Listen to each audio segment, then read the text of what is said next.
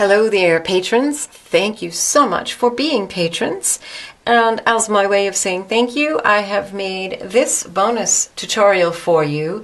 It's a longer and far more detailed version of the blue iris hoop earring tutorial. In it, I'll not only give you an additional project, but also give you more tips, more details, and design ideas, and show you a bit more of my thinking when it comes to making this design. Have you ever found yourself with a jewelry supply that you had kind of a love-hate relationship with? Well, that's how I feel about split rings, and I decided to use them in a rather unconventional way. So in a recent bead box, I got a package of these copper split rings. I love the color and the finish, but I really do have a love-hate relationship with split rings. They're great because they're so secure, but they are kind of a pain to put on, so I don't look forward to using them.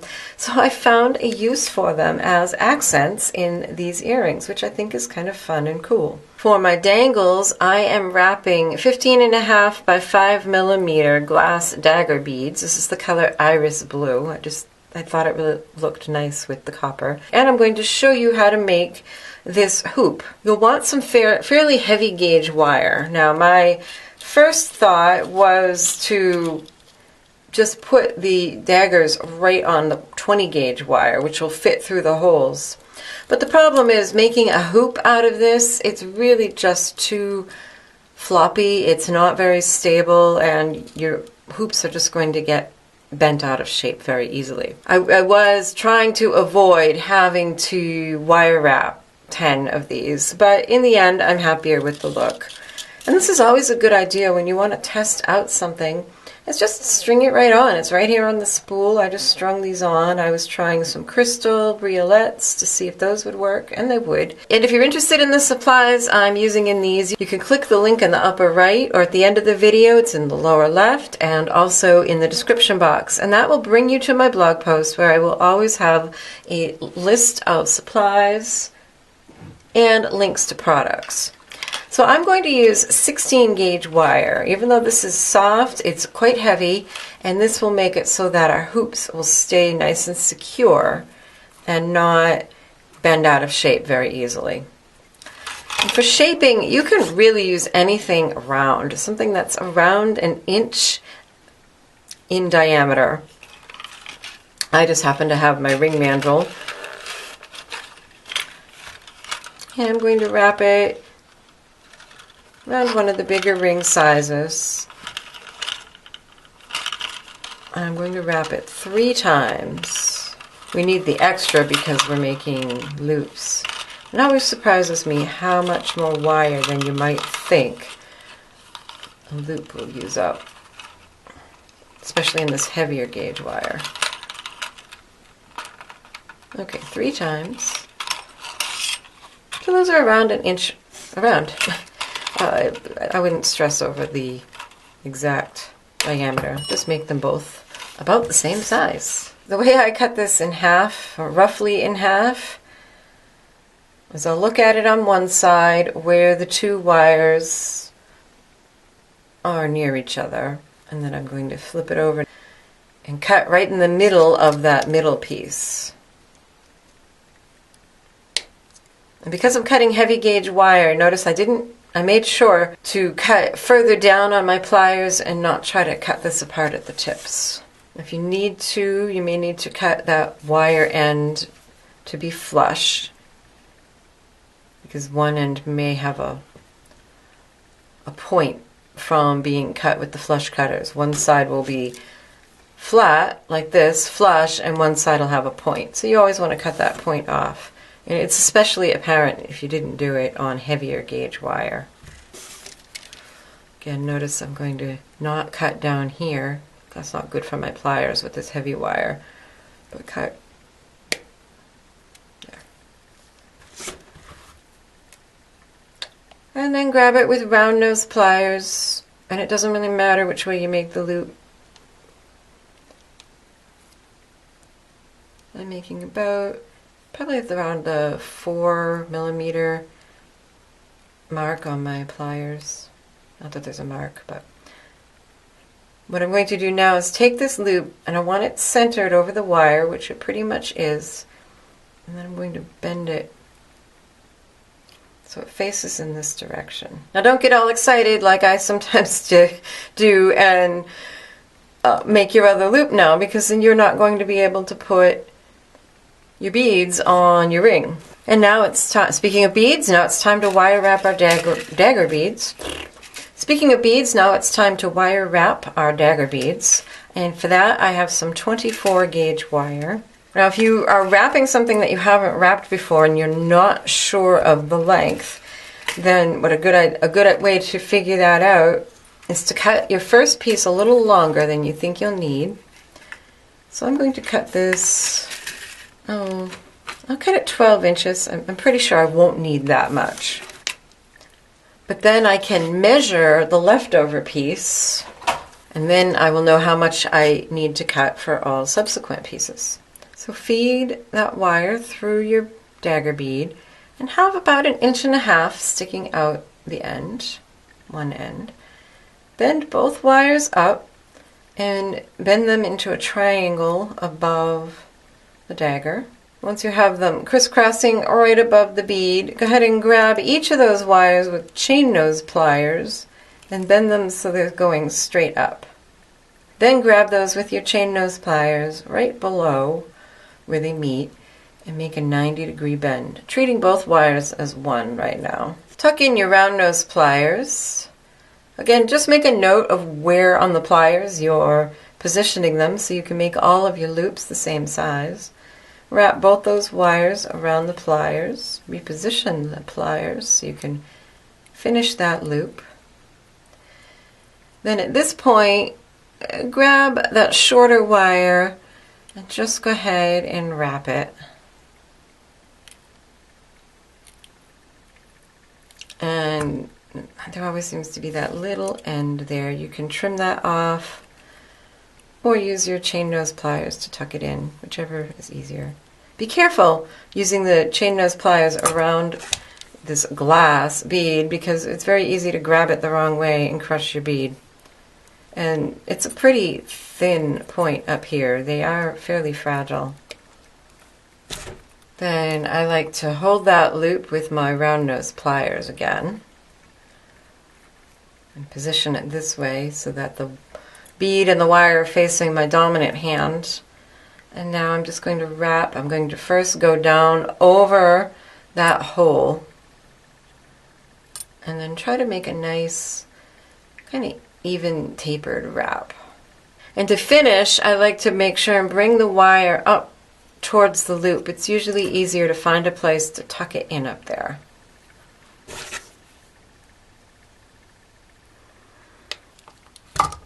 Tuck that right into the other wires. And let's see what we have left over here. 5 inches. So I think I remember using about 6 inches of wire for all of the other ones. So about 6 or 7 inches of wire for each of them. That way you can make the look consistent. Yeah, this one probably has a little bit more. I think I remember I made these a few days ago. I think I used 6 inches for each of those. So here are all of my daggers wire wrapped. So now we can start to put our hoop together just by sliding on some of these split rings. I think this is a fun look because they have so much movement. Let's see, I'm just trying to remember what I did. I did 3 outside of each dagger and 3 in between each dagger. So now you can just start sliding on your beads and your split rings. Oh, also make sure that when you finish your loops, if you need to, you should grab those and position them so they're perpendicular to the bead, so when you slide them onto the loop, your daggers face in the correct direction, unless you want them facing sideways. So I'm going to slide on 3 split rings, a dagger, and just repeat. I love this look because it just has a lot of movement. Instead of a bead that's stiff, they just kind of jangle and dangle, and I really like that. Now if this is too much, of course, you could just have 1 dangle, 2, 3, whatever works for you. You don't have to do quite as much as I did here. Oh, so there they are, all strung on. I just love the way they move. Alright, so now we can make the other loop, and what you want to do is trim this wire 1/2 inch beyond where this loop starts on this wire, if you know what I mean. So here's this point. So I'm going to trim it about 1/2 inch up here, and I'm just eyeballing that. Most of the time I allow 3/8 of an inch for a loop, but this is heavy gauge wire, so it's going to take up a little bit more of the wire. So again, just tuck in your round nose pliers. Give a twist till it meets itself. That's a pretty good guesstimation. And then go ahead and bend it back so it's centered over the wire. And bend it so it's basically, if you're wearing the earrings, it'll be parallel with the floor. Now if you want to use a thinner gauge wire to do this, there's a couple of things you can do. First of all, start with half hard wire rather than dead soft. That will make your shapes stay better. And also you can hammer it with just on a bench block with a chasing hammer, or well, that'll give it texture, but with a rawhide mallet or something, just to make sure that it keeps its shape. Now notice that this is a little bit bigger than the other earring. What I should have done was, before I trimmed the wire, before making that second loop, I should have shaped my wire so that it was the same size as that one. So here's another piece of wire that I cut and strung my beads onto, because as impatient as I often am, I firmly believe that you need to take the time to do something right, to make it right. If you have to take it apart and redo it, just consider it experience and part of the learning process. I have my beads on here, and I'm just going to make sure that that is the same size. And it is. And now I will repeat what I did earlier, trimming this about 1/2 inch beyond that one. And roll my loop back. Okay, and I'm much happier with that now. So now it's just a matter of finishing up. I love this little dangle in the center. You could leave that off if you wanted to, but I thought it looked kind of cute. And all that is a little, well, I think this is a 4mm copper bead, and sort of a bluish crystal, which I thought went well. Trim that off about 3/8 of an inch from the bead, and make a loop. Okay, and now, believe it or not, there is just one more step. And to finish everything, you just need your ear wire, and a 6mm jump ring will do. And we'll put it all together. You just have to put it together in the right order. So open your jump ring, slide on your ear wire, slide through the top of one of the loops of your hoop, put on your dangle, and go through from the underside the other loop,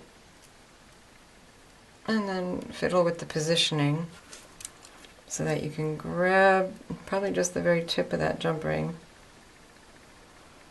and close it up. This is kind of a pain, but don't go. You can do it. So I hope you enjoyed this project. Take a look at my blog post for links to supplies. So for my patrons, this is just a little bonus segment to this tutorial. First of all, I thought I would show you some of the other things that I considered when making this design. As you saw on my little sample wire here, I also considered using crystal briolets. And you would wire wrap those the exact same way I wire wrapped the dagger beads. And they're just a little bit shorter, a different shape, and maybe not quite so big, I guess. And those would be really pretty. Another thing I thought to play with was this strand of fancy jasper beads, which are all top drilled. I thought those would look really funky and fun. And these would be wrapped the exact same way as I wrap the dagger beads. Another thing that I considered was using these glass shards or crystal shards. I've used these in a bunch of projects already. I've made them into a wizard's staff. I made one into a dangle for a necklace. In fact, I went back to the store and bought more strands of these in different sizes because I just love them. So let me show you this earring project using these. It's very similar, but I changed enough things that it looks quite different. This was the design I ended up with, and this is a test. I didn't know that Michaels has silver-plated spacers. Is this something new?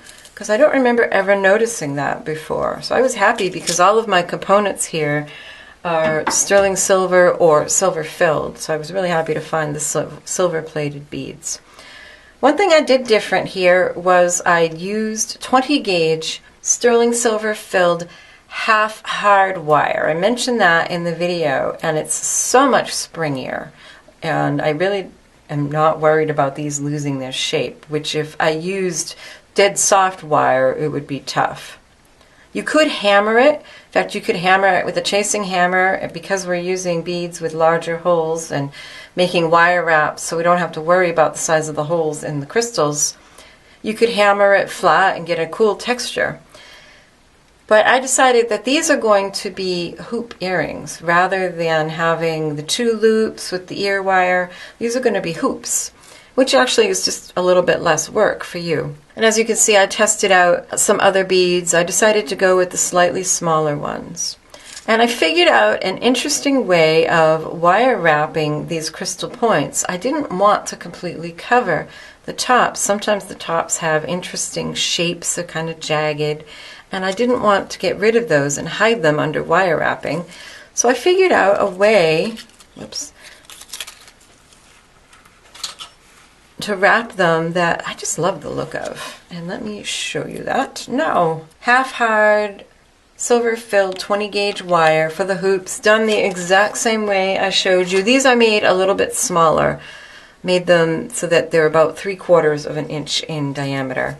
And then this is 28 gauge sterling silver wire. And for each crystal I used about 12 inches of this wire to do the wrapping. And now on neither of these projects that I'm showing have I taken the time before making the video to add a patina. But that was one reason I wanted all sterling silver on this one, was so that I could give it a liver of sulfur bath and have a really great patina. It's not so much that it takes time to give it the liver of sulfur, it takes time to polish it afterwards. So I chose, you can see, slightly larger crystal points to go in the middle of each of these. And that was another reason I bought another strand, was I wanted to find, oh, here we go, kind of a smaller one that was skinny to go on the outside of this one. Perfect. I just love these. I have so many ideas for things I can do with these. As you probably know if you follow my polymer clay work, I love doing fantasy characters, and these just have so much potential. I have a few ideas for projects for you guys. Let me know what you would do with them if you had them. So we're going to slide our bead into a wire, if I can find the hole. Here we go. Center the bead on the wire, bring the two ends together. Let me move this out of the way so you can see what I'm doing. And then just pull on the crystal so that it makes a U shape around the crystal. Crisscross these not too close above the crystal. You don't want to like pinch it and trap this and make it turn one way or the other.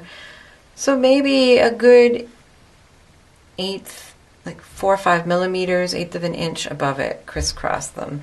Because this is such fine gauge wire, I can do this with my fingers and not have to use pliers. So just like with the other wire wrapping, I brought both beads, both wires to a point and then straighten them out above the bead. Grab it with chain nose pliers right below where they bend there, bend it at a 90-degree angle. So far this is looking similar to what we did before, except that the bead is centered on the wire. Tuck in your round nose pliers, make a loop, reposition, finish the loop, and wrap a couple times right under that loop. Now grab just one of those wires and kind of bring it over to the other side. And now this is how I'm going to keep from covering up this interesting shape here. Just going to bring this wire down back through the hole. And you may have to give it a bit of a yank so that it will straighten out and lie alongside the other one. You can also kind of pinch it a bit with your flat nose pliers. And then do the same with the other wire, put it through the hole in the other direction. I just figured this out from playing. I don't know if anybody else has wrapped things this way. Probably. If I've thought of it, somebody else probably has. But I just really was pleased with the look. Give that a tug and a yank, and there we go. All right. And now you can just wrap around the hole there, and now your tip will remain showing. So just grab one of the wires. I'm going to wrap up towards the top, around and around. And when I get to near the end of the wire, best way is just to push that out of the way. You can do it with your fingers. It's a little easier with a tool. Tuck that wire underneath there and grab it. Give it a tug. Straighten those back out. Give this a tug in the direction that you were wrapping and then pull it back the other way. So now it's wrapped around those two wires that are going into the bead hole. I like to pull it down to where I want it to be, then pull it up and trim it close, and then just use my flat nose pliers or any tool to burnish it down so that you shouldn't be able to feel it at all. And now I'm going to take the other wire and wrap it in the other direction, so down, and I'm going to make sure and do a few crisscrossy. We don't want this neat and lying perfectly flat, do we? I don't. And then do the same on the other side. I like to send it through, I like to tuck it under the wires on the other side, if possible, just to keep it all even.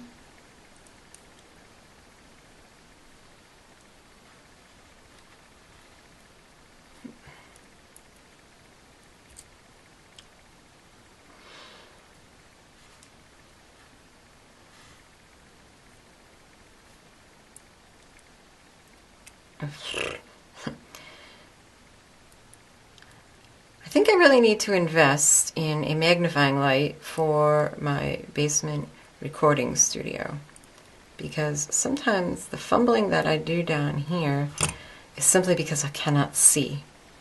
And I can't see this really clearly. When I worked on all of these upstairs preparing, when I worked on all of these in my studio upstairs preparing for the video, I had my magnifying light and therefore could see what I was doing.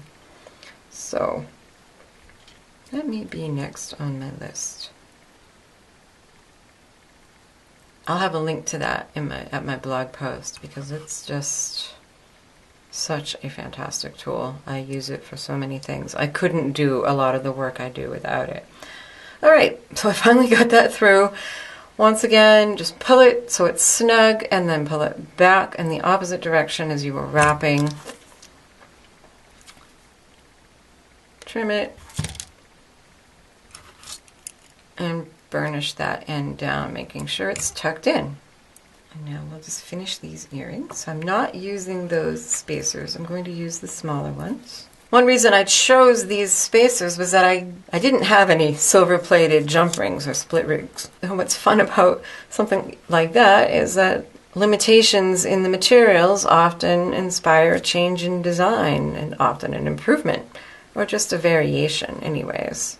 So then to finish it up, in this case you're going to trim this about 1/4 of an inch. Really, if you look down on your hoop, and you look where your loop is, you want to trim it right about across from where that bend is. And then a very important step here is to file down that end. You can just use a file, but this little tool is nifty. It's got diamonds in the cup. And you just twirl it. It's called a cup burr. And it just smooths that out. Because this is going to go into your ear, you want it to be nice and smooth.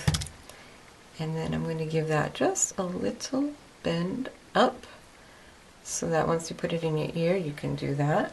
And you have a really cool pair of hoop earrings. So I hope that you, my wonderful patrons, have enjoyed this bonus tutorial. And I know because this video is for patrons only, it's set to private on YouTube, which means you can't comment on it. But if you feel like commenting, just go ahead to patreon.com/sandysowen/posts, and you can find this post. You can comment on the post there, and we can talk about it. I would love to hear your ideas for ways I could improve the project or variations. So happy creating, everybody.